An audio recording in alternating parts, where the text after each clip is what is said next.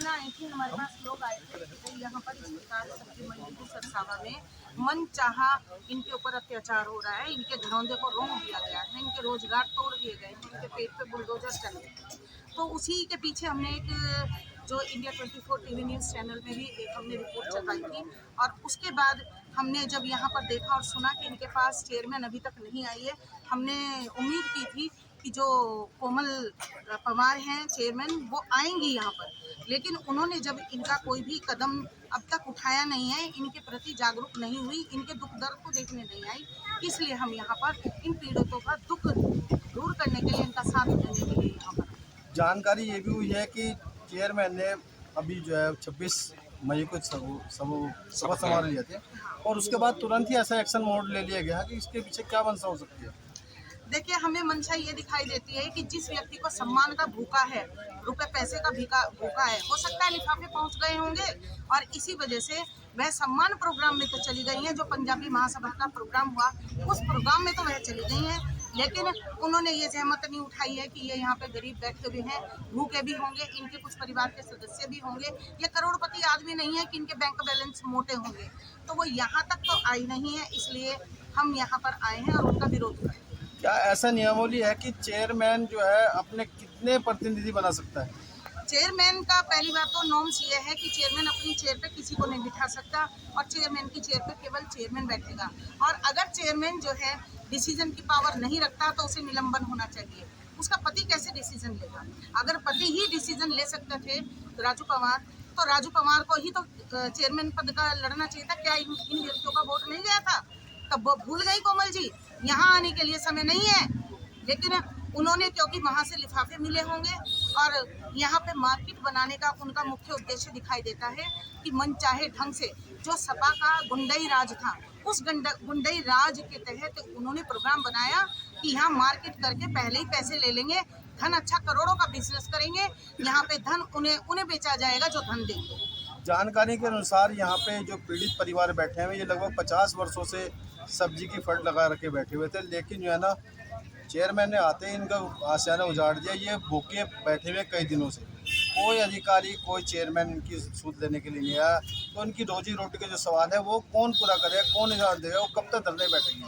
उनका इलाज जो है और या इनके पेट का इलाज जो है, भूख का इलाज, भूख भी एक रोग है, इसका इलाज जरूरी है, इसका इलाज जो है दायित्व बनता है जिसने बिठाया है, यानी ये कोमल ने आशियाने उजाड़े हैं तो कोमल जी ही इनको देंगे। ये भरपाई, ये मुआवजा जो कुछ भी देना होगा ये चेयरमैन ही देगी, क्योंकि चेयरमैन ने ही घर उजाड़े।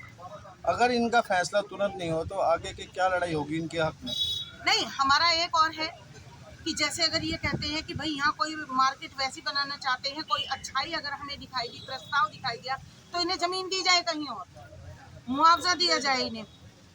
हम रास्ते बंद नहीं करते, हम रास्ते खोल कर चलते हैं ताकि ये कहीं पे बच सके।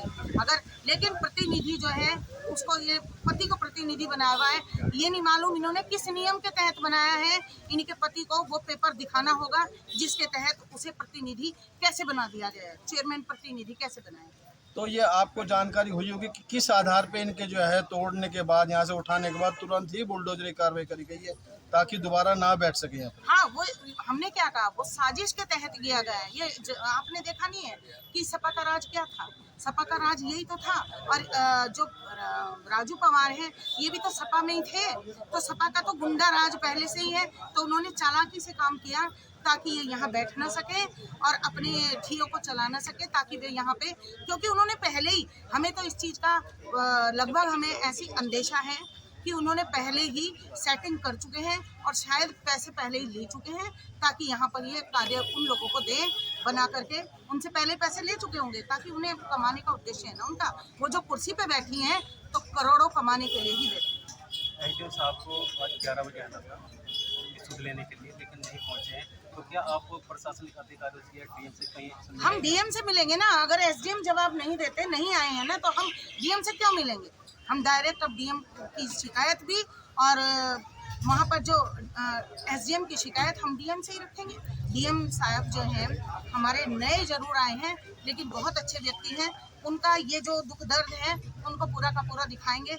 हमने जैसा कहा सत्यता दिखाएंगे कि ये लोग रसीदें हैं इनके पास में कि ये 50 वर्षों से हैं। तो वो रसीदें दिखाएंगे जिसके अंतर्गत ये बैठे हैं।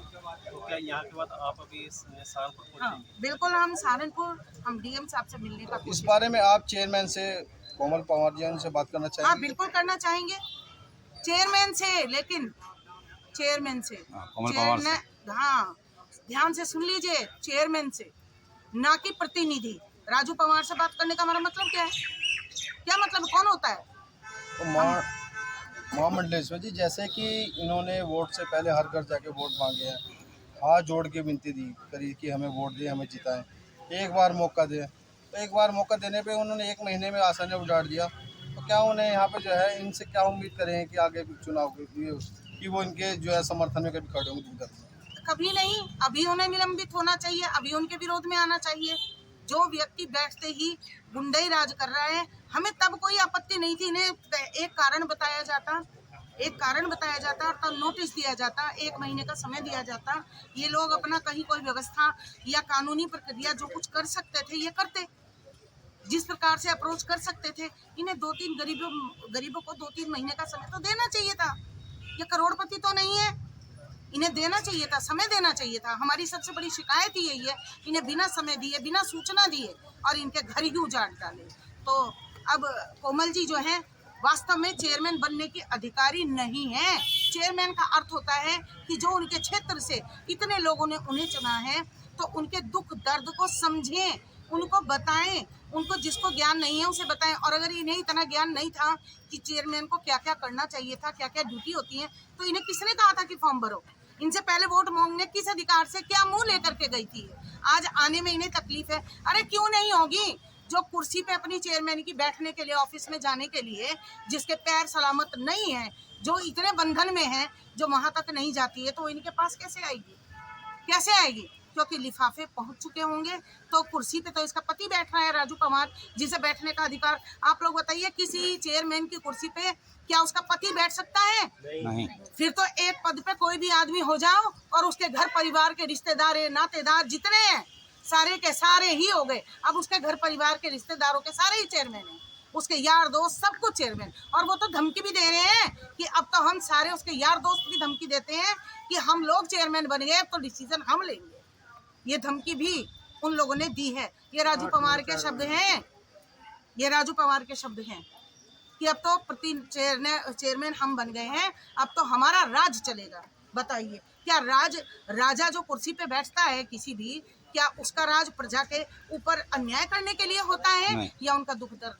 अब आप स्वयं सोचिए। आपके आने की सूचना उन्हें मिल चुकी होगी, लेकिन अभी तक नहीं पहुंची। वो आएंगे भी नहीं, क्योंकि उन्हें पता है हम टेढ़े सवाल रखेंगे उनके सामने। एक बात और बता रहा मैं, इसने प्रधानमंत्री आवास योजना से मकान बना कर पात्र है। किसने?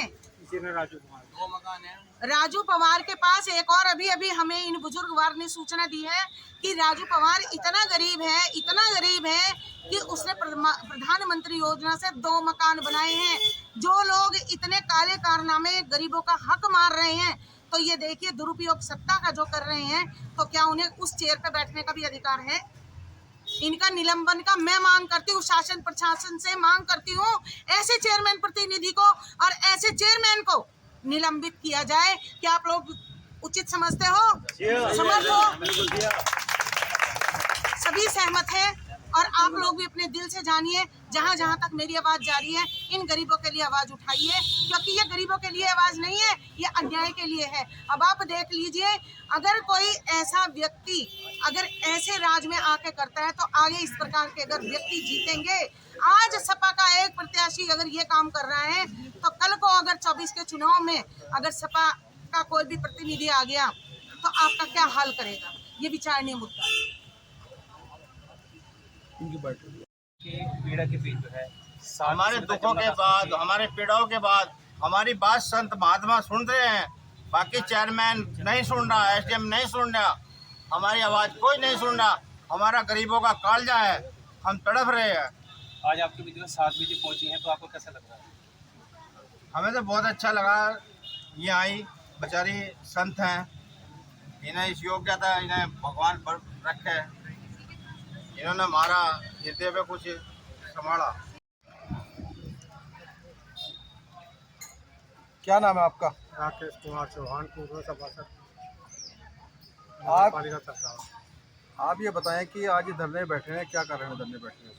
ये उजाड़ दिए गए क्योंकि इसमें पैसे का लेन देन हो रहा है, जगह दुकानें बढ़ चुकी है। कुछ अंदाजा है कि कितना लेन देन कुछ हुआ होगा? कुछ ये लेन नहीं पता। अच्छा, ये बताया कि जानकारी ये भी हुई है कि चेयरमैन जो है प्रधानमंत्री आवास योजना के अंतर्गत मकान बनाए हैं, तो क्या ये बात अपना मकान बनवा रखा है इसने, करोड़पति होते हैं।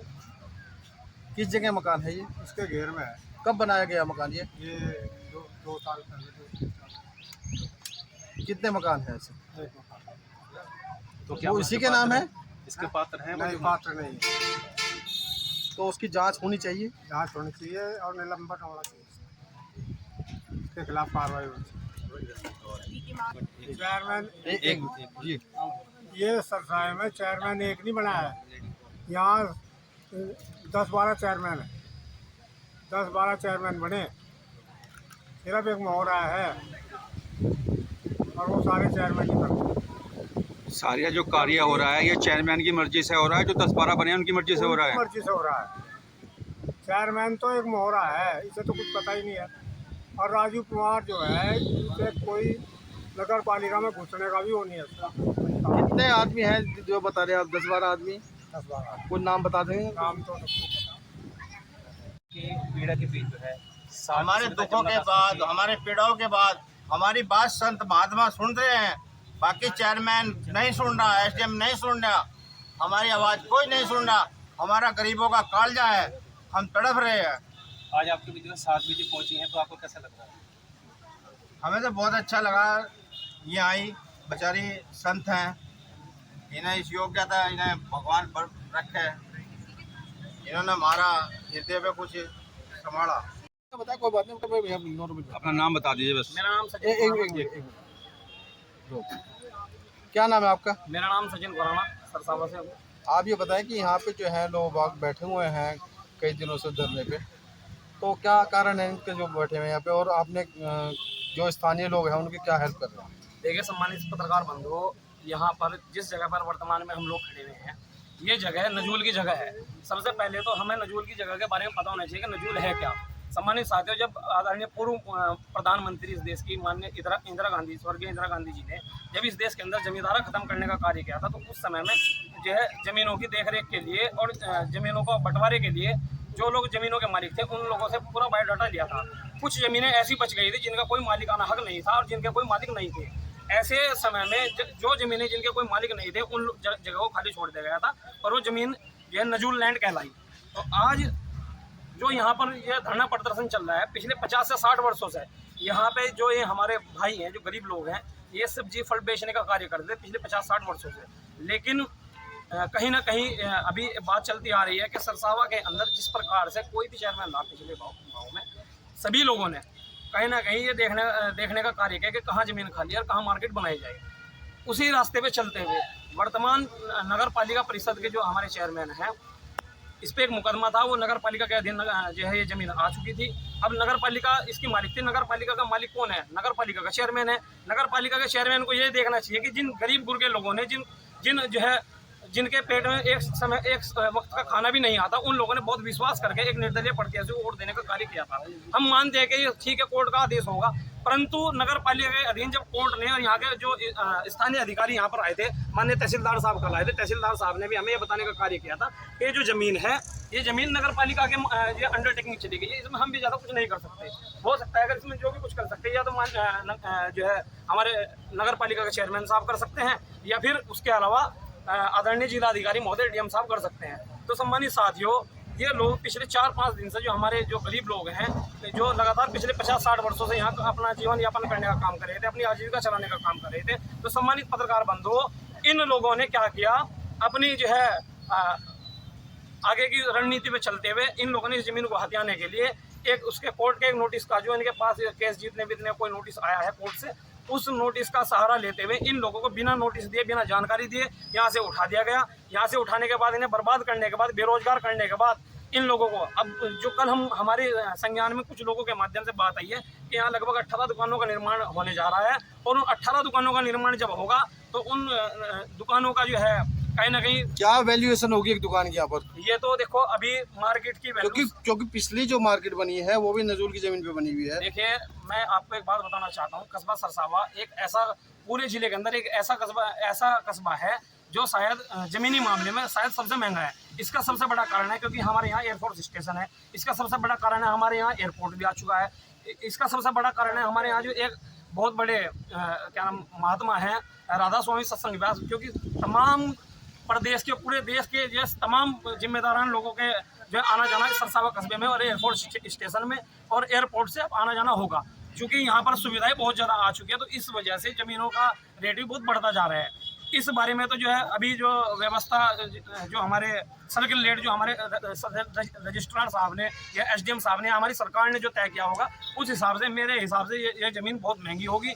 और उस ज़मीन को देखते हुए इन लोगों ने गरीब लोगों को हटाने का काम किया, हटा करके जो लोग यहाँ पर बैठे हुए हैं धरने पे, कई दिनों से बैठे हुए हैं, तो स्थानीय जनता का इस समूह से जो है यहाँ पे समर्थन मिल रहा है क्या उन्हें?